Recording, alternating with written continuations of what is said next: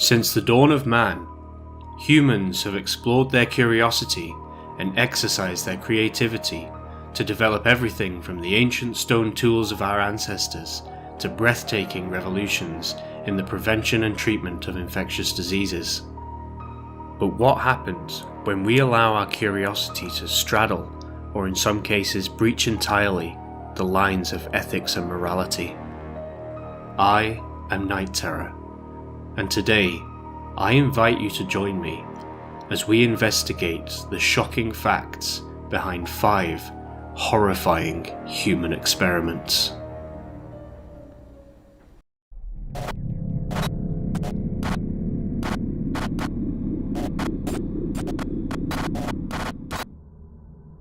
Number 1. Landis's study of emotional reactions. In 1924, Dr. Carney Landis, a psychology graduate at the University of Minnesota, devised an experiment to determine whether different emotional stimuli produce the same physiological responses within humans. Specifically, his study focused on how our facial expressions change in response to the various emotions we feel. Dr. Landis began the experiment by painting lines onto each of the participants' faces where the facial muscles were. This gave him a reference for how each individual muscle group within the face was moving, and thus would form the basis for determining if these mechanical responses were indeed the same or similar between individuals. During the experiment, Dr. Landis subjected his patients to various stimuli, while simultaneously taking pictures to record their reactions. The experiment began relatively mundanely, asking participants to listen to jazz music, read passages from the Bible, or smell ammonia. However, the experiment rapidly escalated when he began to show the participants pornographic images, medical photos of people suffering terrible skin conditions, and even fired a gun to capture their moment of fright. He then had participants fishing their hand into a bucket without looking, and asked them to search around the bottom. The bucket itself was full of live frogs.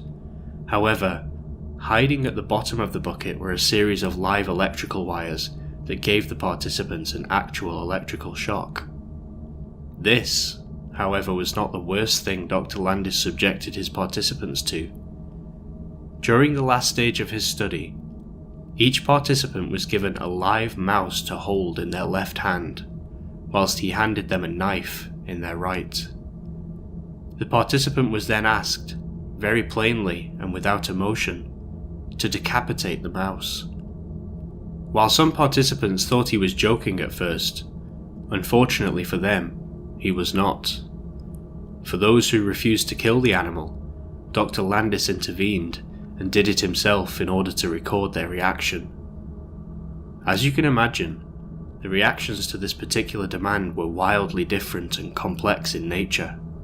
Some participants cried hysterically, others burst into laughter, while others still simply froze. Whilst all of the above may seem bad enough, there are 2 shocking facts of this experiment which are rarely touched upon. The first being that one of the participants chosen by Dr. Landis was a 13-year-old boy who was at the department as a patient suffering from multiple psychological issues and high blood pressure. Secondly, during the decapitation phase of this study, 2/3 of the participants actually complied with Dr. Landis's order to execute the live mouse, a fact that may well have formed the basis of the famously shocking Milgram experiment, which in 1963 saw psychologist Stanley Milgram conduct a study into obedience of authority figures. Number 2. The Tuskegee Syphilis Study. The Tuskegee study of untreated syphilis in the Negro male, to give this next experiment its full title, was an extremely unethical study conducted between 1932 and 1972 by the US Public Health Service. To begin, 600 participants, all of which were impoverished African American men, many of whom had never visited a doctor before, were told that they would be receiving free healthcare from the United States government to treat bad blood, a term used in the area to refer to a variety of health issues. However, not only were none of the participants informed of their actual diagnosis, none gave any sort of informed consent that indicated they agreed to taking part in a clinical study of this nature. Of the 600 unknowing participants, 399 had already contracted syphilis prior to the study, and 201 formed the control group of participants who did not have the disease. During the study, the men were given no effective care or treatment for syphilis, and instead were given things such as aspirin and mineral supplements, things which the researchers knew were ineffective against the disease. Treatment, however, was not the purpose of this particular study, and as the name suggests, the real research being conducted during this 40-year experiment was on the natural history of untreated syphilis and its devastating effects on the human body. Some 15 years after the study began, penicillin had become the recognized standard treatment for syphilis. However, researchers continued to leave the participants without effective treatment, and withheld penicillin and information about it from participants, even going so far as to deny them access to treatment programs that were being offered to other local residents. One particularly shocking aspect of this whole event was that it was revealed that in 1996, a full 6 years prior to the termination of the study, Peter Buxton, a venereal disease investigator from San Francisco, sent a letter to the National Director of the Division of Venereal Diseases, expressing his concerns about the ethics of this particular study. The Center for Disease Control, or CDC for short, which controlled the study by that time, had stated that the study would continue until all subjects had died. The study, however, only concluded when a leak was finally made to the press in 1972, which led to the termination of the experiment on the 16th of November that same year. Tragically, by the end of the study, of the 399 men who originally had previously contracted the disease, only 74 of them were still alive. 28 of them had died from the disease itself. Another 100 died from related complications. 40 of their wives had been infected with the disease, and 19 children were born with congenital syphilis. If any good came out of this experiment, it's that in 1974, Congress passed the National Research Act, and also created a commission, the National Commission for the Protection of Human Subjects of Biomedical and Behavioral Research, whose purpose is to study and write regulations governing studies involving human participants, the result of which now requires that participants must give informed consent, must be informed of a diagnosis, and the studies themselves must provide an accurate report of the results. Number 3. The Monster Study. In 1939, an experiment was conducted by Mary Tudor, supervised by Wendell Johnson at the University of Iowa. The purpose of the experiment was to see whether or not Mary could induce stuttering amongst children who had no previous indication of speech problems, whilst also attempting to prove that telling an individual whom suffered from stuttering that their speech was fine would have a noticeable impact on their speech. 22 subjects were chosen from a veterans' orphanage in Iowa. None of the participants were informed of Mary's intent, and they believed that they were all to receive speech therapy. The children involved in the study ranged in age from as young as 5 up to the age of 15. 10 of those selected had been marked by the teachers and matrons as having speech difficulties. The remaining 12, however, were normally fluent in their speech and showed no signs of stuttering at all. On Mary's first visit, she tested each of the children's IQ, and also identified whether or not they were right or left-handed. One theory at the time of the study indicated that there may be some correlation between stuttering and cerebral imbalance.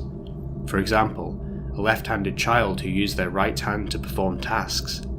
It was believed that this may cause nerve impulses to misfire, thus affecting the individual's speech. Wendell Johnson, Mary's supervisor, was not a proponent of this particular theory. However, she wanted Mary to test the children regardless.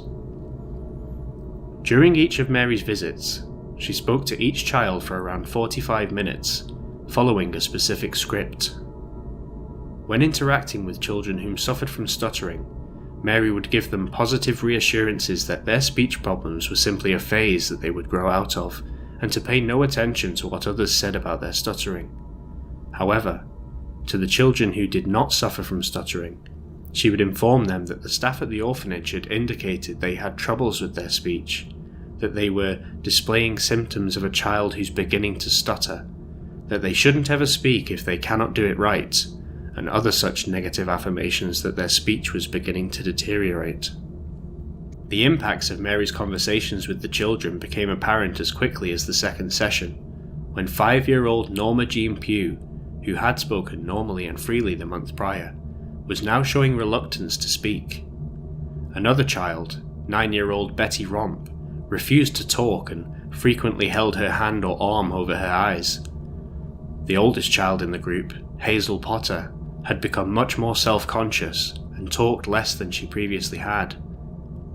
Hazel also began to snap her fingers in frustration frequently. When asked why she was doing that, she stated, "Because I'm afraid I can't say the next word." The results of Mary's interactions with the children had a severe impact on their school performance. The children with no previous speech issues were now finding it difficult to recite in class or simply refused to do so. One child became withdrawn and disobedient and eventually ran away from the orphanage 2 years later. Shockingly, Mary Tudor visited the orphanage 3 times after the study concluded in an attempt to provide follow-up care to the children involved. She informed the children that in reality they had no speech issues at all. However, on the 17th of August 2007, 6 of the children involved in the study were awarded a total of $925,000 by the state of Iowa for suffering lifelong psychological and emotional scars caused by their 6 months of torment during the experiment. While none of the children did indeed become stutterers, they did become increasingly self-conscious and reluctant to communicate. This infamous study was dubbed the Monster Study by Johnson's peers, who expressed their horror that he would use orphaned children to test and confirm a hypothesis. Number 4. The Aversion Project. During a period of institutionalized racial segregation in South Africa between 1948 and the early 1990s, known as the Apartheid era, Dr. Aubrey Levin, a South African-born Canadian psychiatrist, conducted a medical torture program known as the Aversion Project. The purpose of this program was to attempt to cure homosexuality amongst gay conscripts in the South African Defence Forces. The program forced the identified individuals to submit to torture methods such as chemical castration and electroconvulsive aversion therapy that was meant to reorientate their sexuality. As part of the therapy, the men were made to view pictures of naked males and encouraged to fantasize about them before being subjected to agonizing electrical shocks if they showed any sign of sexual response. The voltages were increased if the individual continued to display signs of sexual response to the images. They were then shown color images of women in an attempt to stimulate arousal. This was, however, more often than not unsuccessful. Shockingly, when it was deemed that conversion therapy was failing, staff put patients through a sex change operation. This not only included the patient being put through extremely invasive surgery against their will, but also giving them a new identity. The patients would then be discharged from the military and advised to cut all ties with their family and friends. It's said that as many as 900 men between the age of 16 to 24 years of age who had been drafted into the SADF were forced to undergo surgery to change them into women and given new birth certificates. Unfortunately, a large number of these individuals did not survive the surgery itself, and those that did were often left with incomplete sexual reassignments and received no follow-up treatment or checkups to establish their physical or mental well-being. Additionally, no help was given towards the cost of the expensive hormone drugs the patients now needed following their reassignment surgeries. In 1995, amidst allegations of being an abuser of human rights, Dr. Aubrey Levin fled South Africa and moved to Canada, where he became a teacher at the College of Physicians and Surgeons of Saskatchewan. However, in 2010, the college suspended Levin's license after he was accused of making sexual advances towards a male patient.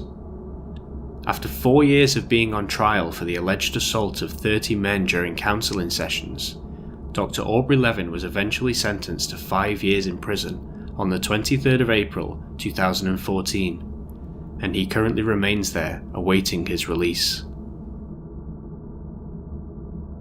Before we get to the last experiment in this list, I wanted to say a huge thank you for watching, and I hope that you'll stick around for future content on the channel. With that being said, if you do enjoy this sort of content, please do me a huge favour and click that subscribe button and notification bell to be notified when I release new videos. Number 5. Unit 731. While the other experiments we've discussed in this video have been unethical and horrifying, the infamous case of Unit 731, the Japanese Covert Biological and Chemical Warfare Research and Development Unit, is perhaps the most disturbing of them all. Unit 731 was officially known as the Epidemic Prevention and Water Purification Department of the Kwantung Army. The facility began development in 1934 and finished being built in 1939 at the beginning of World War II, and in 1941 it officially adopted the name Unit 731. Within the confines of its walls, researchers conducted gruesome human experiments under the project codenamed Maruta. Some 3,000 men, women and children were taken as prisoners and forced to take part in these horrific experiments. Scientists within the facility called these prisoners logs, and would refer to them as such when asking about test results, such as, "How many logs fell?" This sick joke stuck amongst the staff of Unit 731, as the cover story given to local authorities was that it was simply a lumber mill. The activities that took place within Unit 731 included vivisection, the removal of organs and limbs, often without anesthesia, frostbite testing, forced pregnancy amongst the female prisoners, and weapon testing, the latter of which saw staff use humans become test subjects for various grenades, flamethrowers, germ-releasing bombs, chemical weapons, and explosive bombs. However, this was not all.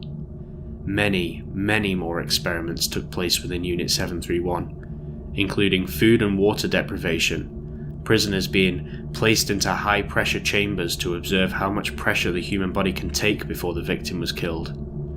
Prisoners were also subject to things such as severe burns, injected with animal blood and seawater, being spun to death in a centrifuge, receiving lethal doses of X-rays, and even being buried alive. Staff at Unit 731 were also responsible for the research, development and experimental deployment of biowarfare weapons, including bombs filled with infected fleas, clothing and supplies.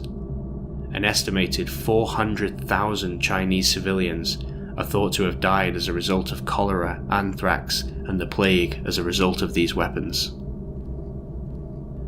Further to the shocking facts of this hellish facility presented here, it is said that before Japan's surrender, the facility was destroyed.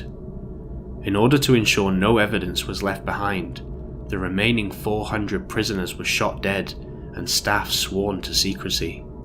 Not only this, but mice infected with the bubonic plague were simply released into the wild. This is thought to have caused the death of approximately 30,000 civilians as the mice spread the disease. Perhaps the most shocking fact of all of this is that in 1946, US General Douglas MacArthur granted every single one of the Japanese scientists involved in Unit 731 full immunity from the war crimes they had committed in exchange for germ warfare data gathered from the experiments. Unit 731 then was a truly depraved, gruesome, wholly unethical and disgusting series of human experiments that lasted for roughly 5 years. Let that sink in for a moment. Prisoners within Unit 731 were subjected to these heinous acts of torture 24 hours a day for approximately 1,825 days, 43,800 hours of never-ending torture, excruciating pain, and death. Thank you so much for sticking around and listening. Leave a comment below and let me know which one of these you found most horrifying and disturbing. Also, I'm curious to know what you'd like me to cover next, so let me know what you'd like to see in the comments. Until next time, take care.